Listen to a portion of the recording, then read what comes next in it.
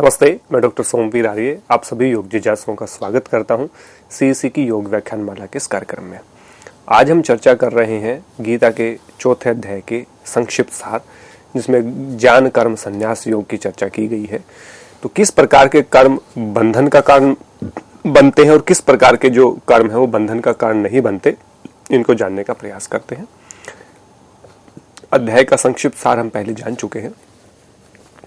इस श्लोक के माध्यम से जानते हैं, कर्माणि सभी कर्म मां मुझे न लिम्पन्ति, लिप्त या आसक्त नहीं कर सकते। मैं कर्म फले, कर्मों के फलों में मेरी स्पर्हा यानी कि कोई लालसा नहीं है। इति इस प्रकार यह जो माम मुझे अभिजानाति जानते हैं, स वह कर्म भी कर्मों के न बद्धते, बंधन में नहीं बंधते हैं। तो कहा भगवान श्री कृष्ण कहते हैं, मुझे किसी भी प्रकार के कर्म बंधन से में आसक्ति नहीं है, इसलिए मैं कभी भी कर्म बंधन में नहीं बंधता हूं। जो मुझे इस रूप में जानता है और इसी प्रकार का व्यवहार करता है, अर्थात कर्म फल में आसक्ति नहीं रखता, वह भी मेरी तरह कभी भी कर्म बंधन में नहीं बंधता। दो बातें यहाँ पे विशेष रूप से कही कि मुझे भी किसी भी प्रकार के कर्म फल में आसक्ति नहीं है, इसलिए मैं कभी कर्म बंधन में नहीं बंधता हूं। इसके बाद जो लाइन कही, जो मुझे इस रूप में जानता है और इसी प्रकार का व्यवहार करता है। दो बातें यहां पे हो गई, एक तो जानना, एक मानना। यदि हम जानते कि ये चीज अच्छी है और उसको कर रहे हैं, तो मतलब जानते भी हैं और मानते भी हैं, माने व्यवहार में है। मुझे पता है ये चीज अच्छी है और मैं फिर भी नहीं कर रहा, माने जानता तो हूं बट व्यवहार में नहीं, मानता नहीं हूं। या मुझे पता है कि ये चीज गलत है, ये व्यवहार गलत है, मुझे ऐसा नहीं करना चाहिए और मैं जानता हूं, लेकिन फिर भी मैं वैसा ही कर रहा हूं। मुझे पता है कि कुछ मादक पदार्थ होते हैं, कुछ नशीली चीजें होती हैं, उनका सेवन नहीं करना चाहिए, और यदि मैं फिर भी कर रहा हूं, जानता हूं, तो मैं जानता तो हूं लेकिन मानता नहीं। तो परमात्मा भगवान श्री कृष्ण ने यहां तो स्पष्ट कहा कि जो मुझे इस रूप में जानता है और इसी प्रकार का व्यवहार करता है, अर्थात कर्म फल में आसक्ति नहीं रखता, वह भी मेरी तरह ही कर्म कभी भी कर्म बंधन में नहीं बंधता। तो यहाँ पे मैंडेटरी है, जो आप अच्छी चीजें जानते हो उनका इम्प्लीमेंटेशन है कि नहीं, ये सबसे इंपॉर्टेंट है। हम जानते बहुत कुछ है लेकिन मानते नहीं है। इसके बाद कहा, एवं इस तरह जात्वा, जानने पर पूर्व कर्म पूर्व है, पहले के समय के मुमुक्षु भी अपि, मोक्ष प्राप्ति की इच्छा रखने वालों द्वारा भी कर्म कृतम, कर्मों का अनुष्ठान किया गया। तस्मात्वम, इसलिए तुम पूर्वे है, प्राचीन काल के लोगों द्वारा पूर्वतरम, पहले समय में कृतम किए गए कर्मवय कुरु, कर्मों का ही अनुष्ठान करो। स्पष्ट रूप से कहा कि इस कर्तव्य कर्म अथवा निष्काम कर्म को जानकर ही पूर्व समय में हुए दिव्य पुरुषों ने भी इस विधि से आसक्ति रहित होकर कर्मों का अनुष्ठान किया था। अब तुम भी अपने पूर्वजों यानी दिव्य पुरुषों के पद चिन्हों पर चलते हुए, उनके दिखाए मार्ग पर चलते हुए, उनका अनुसरण करते हुए, उसको व्यवहारिक रूप में लेकर के आते हुए ही कर्म करो। वही कर्म है जो तुम्हें बंधन से मुक्त करेंगे। तो इसलिए हमारे जो पूर्वज हैं, अब देखिए पूर्वज तो बहुत हैं, लेकिन दिव्य पुरुषों की बात यहाँ पे हुई है, दिव्य पुरुषों जिन्होंने बहुत अच्छा काम किया। अब यदि पूर्वज की बात करें तो राम भी हमारे पूर्वज हैं और रावण भी हमारे पूर्वज हैं, कृष्ण भी हमारे पूर्वज हैं और कंस भी हमारे पूर्वज हैं। तो पूर्वज तो अच्छा भी हो सकता है, बुरा भी हो सकता है, लेकिन दिव्य पुरुषों की बात की कि जो हमारे दिव्य पुरुष हैं, दिव्य पूर्वज हैं, यानी कि जिन्होंने बहुत अच्छे काम किए, हमें केवल उन्हीं के किए गए कामों का अनुसरण करना है। बुरे काम जिन्होंने किए पूर्वजों ने, उनका अनुसरण नहीं करना है। किम कर्म, कर्तव्य कर्म क्या है, किम अकर्म इति, अकर्तव्य कर्म क्या है। अत्र इस संबंध में कवयो अपि, विवेकी पुरुष भी मोहिता भ्रमित हो जाते हैं। तत्तहि, इसलिए तुम्हें कर्म प्रवक्ष्यामि, कर्म के रहस्य को बताऊंगा, यत जिसे जात्वा जानकर, अशुभात, अशुभ या पाप से, मोक्ष से मुक्त हो जाओगे। अब कर्म के विषय में बात करते हैं, ज्ञान के विषय में बात की, कर्म के विषय में मुख्य रूप से बात करें तो कहा कि कर्म क्या है, अकर्म क्या है, इसे जानने के लिए बड़े बड़े विद्वान भी कई बार भ्रमित हो जाते हैं। अतः मैं तुम्हें वह कर्म सिद्धांत बताऊंगा जिसको जानकर तुम इस अशुभ अथवा कर्म बंधन से मुक्त हो जाओगे। तो कर्म क्या है, अकर्म क्या है, ये बहुत बड़ी, इसमें बहुत थिन लाइन है, मतलब बहुत पतली डोर है कि जिसमें हमें फर्क करना है कि इससे इधर कर्म है और उधर अकर्म है, तो कब कर्म अकर्म में बदल जाता है या कब अकर्म कर्म में बदल जाता है, बहुत पतली लाइन है। बहुत उसका जो पैमाना है उसको जस्टिफाई करना बहुत मुश्किल काम है, बहुत मजबूत काम है। और उसको कैसे किया जाए, क्योंकि उसको करने में बड़े बड़े विद्वान भी भ्रमित हो जाते हैं। तो जो विद्वान भी भ्रमित हो जाते हैं कि कर्म कहीं अकर्म में कर्म अकर्म में कन्वर्ट हुआ कि नहीं, कहीं कर्म ही हो वो और हम उसको अकर्म समझे बैठे हों, तो वो बड़ा सिद्धांत है, उसके विषय में आगे इस श्लोक में कहा, उसमें हम इसको चर्चा करेंगे ही। क्योंकि कर्मणो अपि विहिता, या शुभ या कर्म को भी बौद्धव्यम जानना बहुत आवश्यक है। विकर्मण व निषिद्ध या पाप कर्म को भी बौद्धव्यम जानना बहुत आवश्यक है। अकर्मणश्च, और अकर्म को भी बौद्धव्यम जानना बहुत आवश्यक है। कर्मण, कर्म की गति गहना यानी कि बहुत गहरी होती है। ये श्लोक है जो इंपॉर्टेंट है कर्म की बात, जहां की गीता मुख्य रूप से 3 प्रकार के कर्म मानती है, कर्म, विकर्म और अकर्म। तो यहां पे उन तीनों की चर्चा की गई है। तो कर्म क्या है? पुण्य कर्म जिसको आप कह सकते हैं, विकर्म अपुण्य कर्म जिसको आप कह सकते हैं, अकर्म होते पाप पुण्य से रहित कर्म होते हैं। तो कहा कर्म, विकर्म, अकर्म क्या है, इनके वास्तविक स्वरूप को जानना बहुत आवश्यक है, क्योंकि कर्म की गति बहुत ही गहरी अथवा सूक्ष्म होती है। कर्म क्या होता है? कर्म होता सकाम कर्म। हम काम तो अच्छा कर रहे हैं, परंतु उसके फल की चाह हमें है, और दूसरा उसका हम क्रेडिट ले रहे हैं।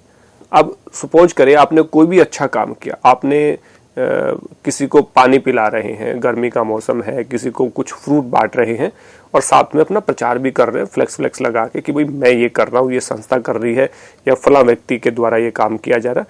तो जो काम कर रहे हैं उसका क्रेडिट आपको चाहिए होता है, या उसको पब्लिश कर रहे हैं कि मैंने ये भला काम किया, पुण्य काम किया। तो वो कर्म जो है, कर्म अच्छा है, निश्चित रूप से अच्छा, और करने चाहिए अच्छे कर्म, परंतु जब उसमें हम फल की इच्छा रखते हैं, अपनी प्रसिद्धि का भाव इसमें रखते हैं, जैसे आजकल बहुत लोग करते हैं। कोरोना का जो पेंडेमिक था उसमें भी कोई आटा, दाल, चावल बांट रहा था, कोई कुछ बांट रहा था, कोई दवाइयां बांट रहा था, लेकिन बहुत सारे फोटो हमें सोशल मीडिया पे ऐसे देखने को मिले कि जिसमें आप किसी को 1 किलो आटा दे रहे हैं किसी परिवार को, और फोटो खिंचवा रहे हैं और उसको पब्लिक कर रहे हैं। तो आप जिसको आटा दे रहे हैं, जिसको खाना दे रहे हैं, आप उसको डिसरिस्पेक्ट कर रहे हैं कहीं ना कहीं।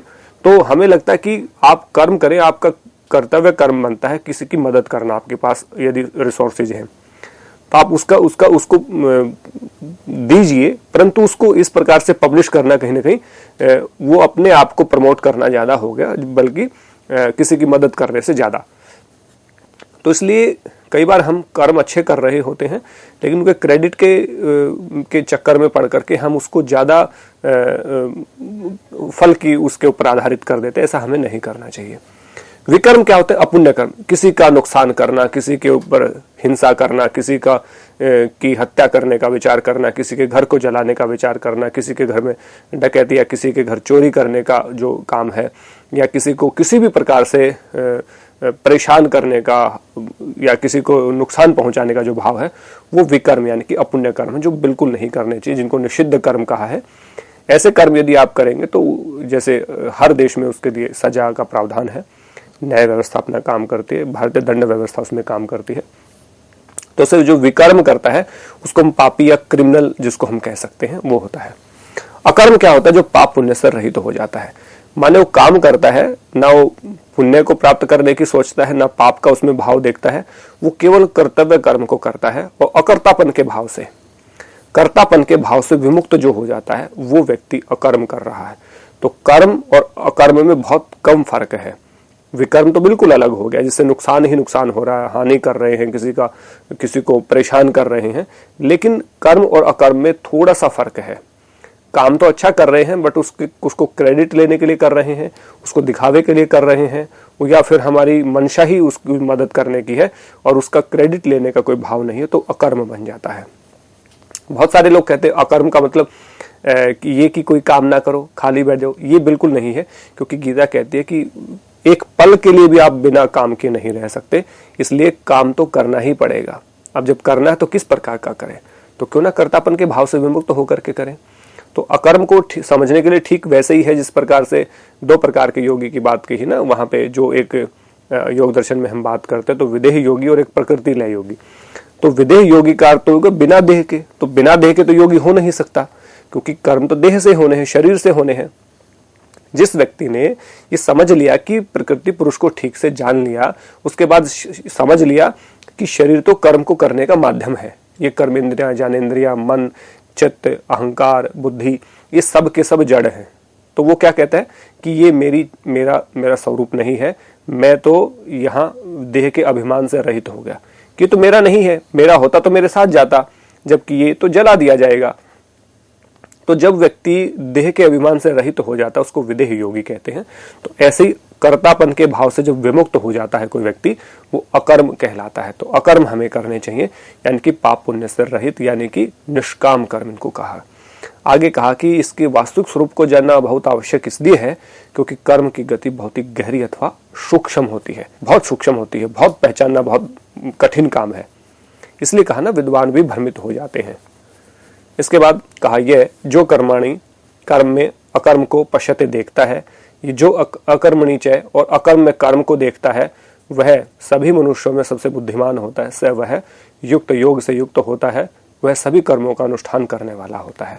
तो कहा जो मनुष्य कर्म में अकर्म और अकर्म में कर्म को देखता है वह सभी मनुष्यों में बुद्धिमान है, योग युक्त है और वह सभी कर्मों को करने वाला होता है। इसके बाद आगे कहा यस्य जिसके सर्वे है सभी समारंभा कर्म काम संकल्प वर्जिता, कामना और संकल्प से रहित हैं, बुधा विद्वान लोग, तम उनको अपने सभी कर्मों को जान के अग्नि में भस्म करने के कारण पंडित है, पंडित आहु कहते हैं। कहा जिस मनुष्य के सभी कर्म कामना और संकल्प से रहित हो जाते हैं, कोई कामना नहीं है, कोई संकल्प नहीं किया है, जिसने अपने सभी कर्मों को जान के अग्नि में भस्म कर दिया है, उस मनुष्य को जाने व्यक्ति पुरुष भी पंडित कहते हैं। पंडित कोई जाति विशेष नहीं है, पंडित का मतलब विद्वता से है, जो विद्वान होते हैं उनको पंडित कहा जाता है। इसके बाद का स वह कर्म फल संग है, कर्म के फल से आसक्ति को त्यक्त्वा त्याग कर नित्य पूतो निराश्रय सदा संतुष्ट व आश्रय रहित होकर कर्मणि कर्म में अभिप्रवर्तोपि सभी कर्मों को करते हुए भी किंचित एवं कुछ भी न करोति नहीं करते। माने क्या कहा, जो मनुष्य कर्म फल की आसक्ति का त्याग करके सदा संतुष्ट रहते हुए कभी भी कर्म फल पर आश्रित नहीं रहता, वह सभी प्रकार के कर्तव्य कर्मों को करते हुए भी अकर्ता ही रहता है, अर्थात वह सभी कर्मों को करते हुए भी उनमें लिप्त नहीं होता है। तो उसके लिए संतुष्ट रहना और आसक्ति का त्याग करना बेहद आवश्यक है। इसके बाद कहा निराशी निष्काम यत चितात्मा, चित्त और शरीर को संयमित करके त्यक्त सर्व परिग्रह सभी प्रकार के अनावश्यक भोगों का त्याग करके केवल शारीरिक कर्म कुर्वन्न करके किल विषम पाप को न आपनोति ही प्राप्त नहीं होता है। बहुत इंपॉर्टेंट बात कही है कि जो मनुष्य अपने चित्त व शरीर को अपने वश में करके कर्म फल की आसक्ति को त्याग कर देता है उसका, और सभी प्रकार के अनावश्यक भोगों का त्याग करके केवल शारीरिक कर्म करता हुआ कभी भी पाप का भागी नहीं बनता है। इसके लिए सबसे इंपॉर्टेंट है चित्त और शरीर को वश में करना, फिर कर्म फल की आसक्ति का त्याग करना, उसके बाद परिग्रह क्या होता है, अननेसेसरी चीजें, अनावश्यक हानिकारक जो यूजलेस चीजें हैं उनको भोग ना करना, और केवल शारीरिक कर्म करते हुए सभी कर्मों पाप से मुक्त हो जाता है। लेकिन जो व्यक्ति अपरिग्रह करेगा वो अनावश्यक चीजों का प्रयोग करता है। तो परिग्रह का अर्थ है अनावश्यक चीजों का प्रयोग करना, हानिकारक चीजों का प्रयोग करना, जो यूजलेस है उनको वो यूज करना, और जो अपरिग्रह है वो है कि जो यूजफुल नहीं है, हानिकारक है, अनावश्यक, उनको छोड़ देना अपरिग्रह है। तो अनावश्यक भोगों का त्याग करके जो केवल शारीरिक कर्म करता हुआ कभी भी पाप का भागी नहीं बनता है ऐसा व्यक्ति, ये यहाँ पे कहा। इसके बाद कहा बिना इच्छा के सहजता से प्राप्त फल में संतुष्ट, द्वंद्वातीत हो, सभी प्रकार के द्वंद्वों को सहन करने वाले, विमत्स रहे, ईर्ष्या से रहित, सिद्धाव सिद्धो, सफलता और असफलता में समभाव रखने वाले, कर्तवापी कर्म करने के बाद भी न निबद्धते, बंधन में नहीं पड़ते हैं ऐसे व्यक्ति। यानी कि किस प्रकार के, जो मनुष्य बिना कर्म फल की इच्छा के अर्थात जो सहजता से प्राप्त होने वाले फल में हमेशा संतुष्ट रहते हैं, जो सभी द्वंद्वों ईर्ष्या से रहित हैं, अनुकूल और प्रतिकूल अवस्था में समभाव रखते हैं, ईर्ष्या से रहित है तथा कार्य की सफलता और असफलता में समभाव में रहता है, वह कर्म करते हुए भी कर्म बंधन में नहीं बंधता है, या वह कभी भी कर्म बंधन से पीड़ित नहीं होता है, उसको किसी प्रकार का पीड़ा नहीं होती है कर्म बंधन से, क्योंकि आगे कहा गत संग से आसक्ति रहित मुक्त से राग आदि से मुक्त ज्ञान अवस्थित चेतसय, जिसका चित्त ज्ञान में स्थिर हो चुका है, यज्ञाचरत कर्म, यज्ञ की भावना से आचरण करने वाले के समग्रम सभी कर्म प्रवलीयते अकर्म अर्थात कर्तापन के भाव से मुक्त हो जाते हैं। तो कहा जो मनुष्य आसक्ति से रहित है, जो सभी दोषों से मुक्त हो गया है, जिसका चित्त ज्ञान में स्थिर हो चुका है, जो केवल यज्ञ की भावना से ही कर्म करता है, उसके सभी कर्म विलीन हो जाते हैं, अर्थात वह सभी कर्मों को करते हुए भी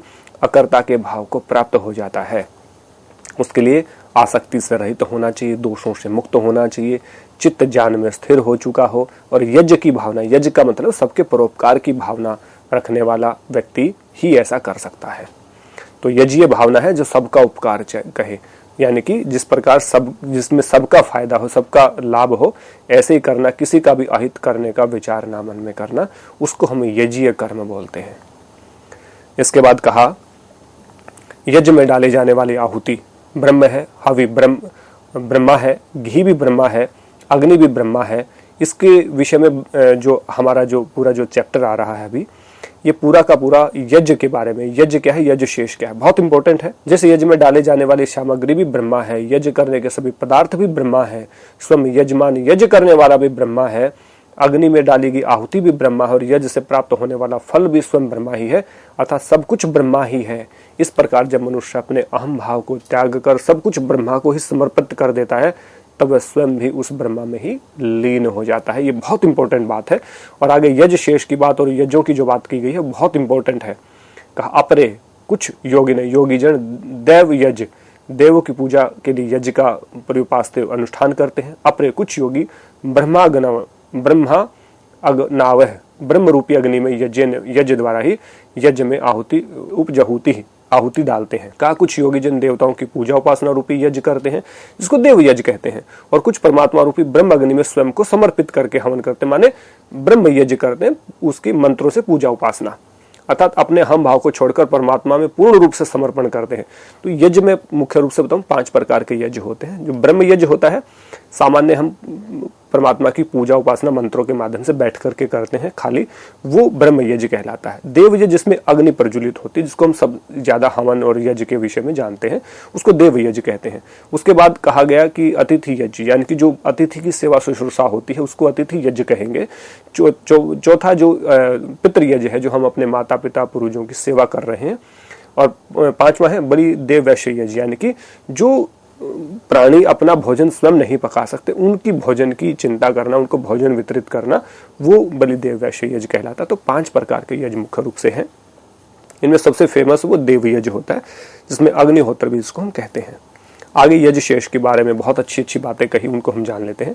तो कहा कुछ योगी जन अपनी कान, आंख, जिह्वा, नासिका और त्वचा आदि ज्ञानेंद्रियों का संयम रूपी अग्नि में हवन करते हैं, और कुछ शब्द, रूप, रस, गंध व स्पर्श आदि ज्ञानेंद्रियों के विषयों का इंद्रिय रूपी अग्नि में हवन करते हैं, मतलब अपने कर्मेंद्रियों और ज्ञानेंद्रियों को संयमित करने का काम करते हैं। ये भी वो एक प्रकार का यज्ञ ही मानते हैं। तो कुछ लोग क्या मानते हैं, जैसे कान का विषय क्या है, शब्द सुनना, त्वचा यानी कि स्पर्श यानी कि छूना महसूस करना, नेत्र यानी कि रूप देखना, जिह्वा यानी कि रस यानी कि चखना, नासिका यानी कि गंध यानी कि सूंघना, ये इंद्रियों के विषय कहे गए हैं। इंद्रियां और इनके विषय दोनों को हमने यहाँ पे एक्सप्लेन किया। इसके बाद कहा इसके अतिरिक्त कुछ योगी अपनी इंद्रियों को और प्राणों की समस्त क्रियाओं द्वारा ज्ञान में प्रकाशित आत्म संयम योग रूपी अग्नि में हवन करते हैं, मतलब अपनी इंद्रियों और प्राणों को अपने कंट्रोल में करते हैं, और उसको कंट्रोल में करने को ही योग रूपी अग्नि में हवन करने को कहा है। इसको भी हवन का एक रूप माना है अकॉर्डिंग टू गीता। इसके आगे अतिरिक्त क्या कहा, इसमें कहा कि इस प्रकार कुछ बहुत सारे संयमी पुरुष भी हैं जो द्रव्य यज्ञ, तपो यज्ञ, योग यज्ञ, स्वाध्याय यज्ञ व ज्ञान यज्ञ आदि अनेक व्रतों का अनुशासित रूप से पालन करते हैं। यहाँ पे इतने प्रकार के यज्ञ हैं, उनका क्या मतलब है उसको जान लेते हैं। द्रव्य यज्ञ होता है, द्रव्य का अर्थ पदार्थ होता है, इसलिए समाज या लोक हित के लिए सांसारिक साधनों को उपलब्ध करवाना द्रव्य यज्ञ कहलाता है। जैसे जरूरतमंदों को भोजन, वस्त्र, दवाइयां आदि उपलब्ध करवाना।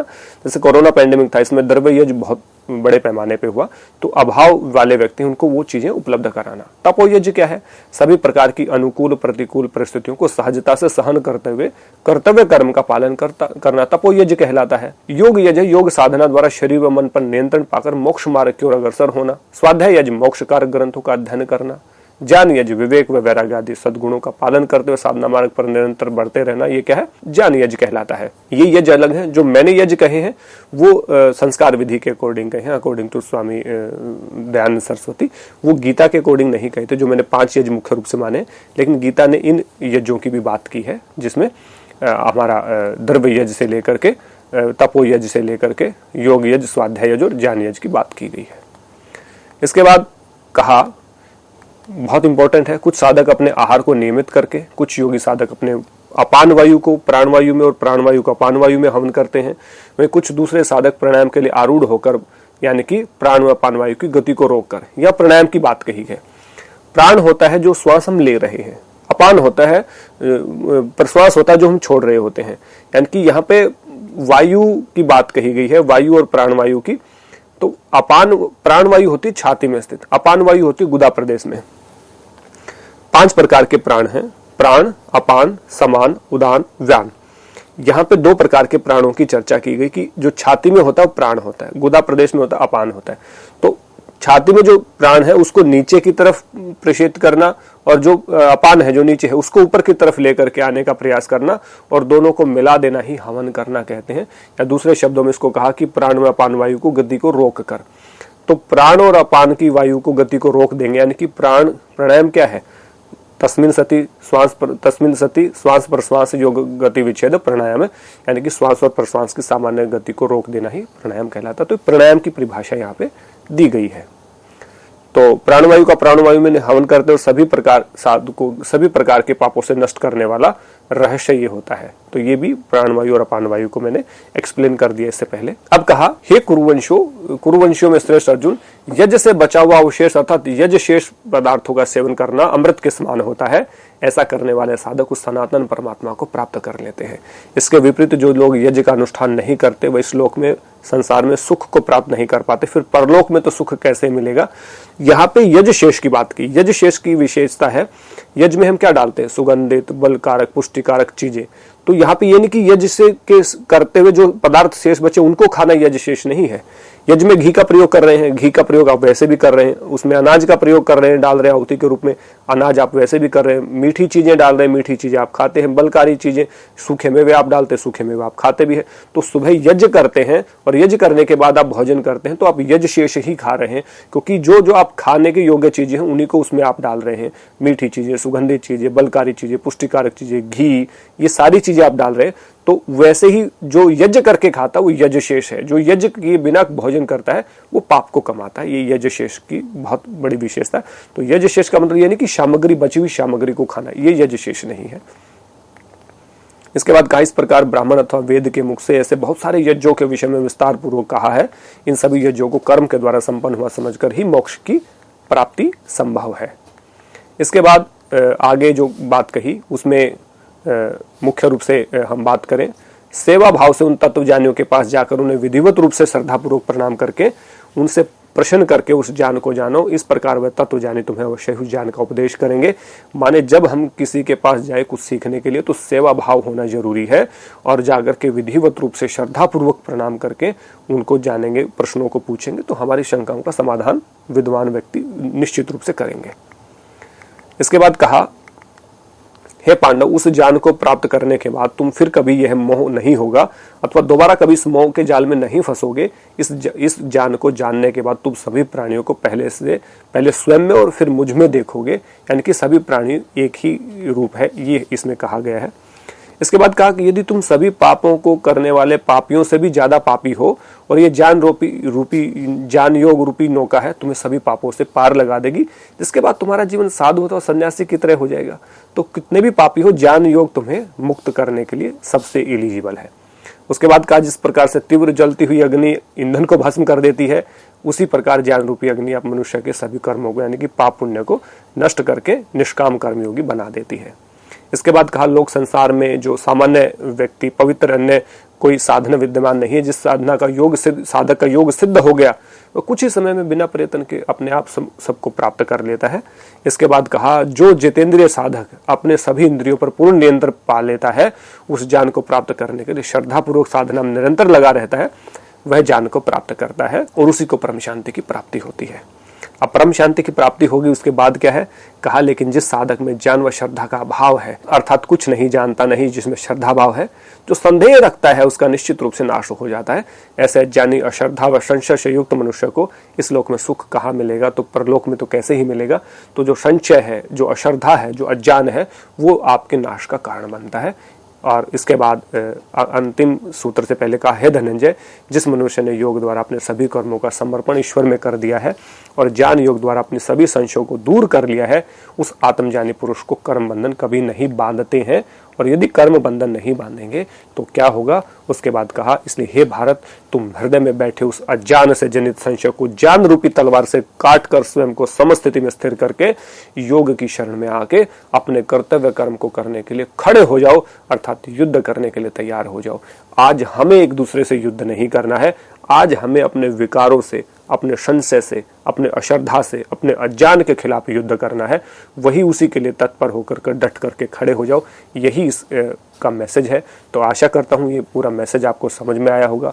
कर्म अकर्म या विकर्म की बात आपको समझ में आई होगी, यज शेष की बात आपको समझ में आई होगी, और किस प्रकार से हमारे जो शत्रु हैं, संशय, श्रद्धा और ये अज्ञान, उनको दूर करना है और उनके खिलाफ ही हमें लड़ाई छेड़नी है, जंग छेड़नी है। हमें किसी व्यक्ति विशेष के खिलाफ जंग नहीं छेड़नी है, हमें अपने विकारों के प्रति जंग छेड़नी है और हमें उसमें पार होना है। तो गीता हमें यही सिखाती। तो गीता का जो ज्ञान है वो हमें आज जीवन में किस प्रकार से व्यवहारिक रूप से हम उसमें लागू करके सुख, शांति और समृद्धि को प्राप्त कर सकते हैं, इसके लिए दिया गया है। आशा करता हूँ आप इसका पालन करेंगे और इससे लाभ प्राप्त करेंगे। आशा है फिर जल्दी आपसे मुलाकात होगी। तब तक के लिए आप सबका बहुत बहुत धन्यवाद। नमस्ते।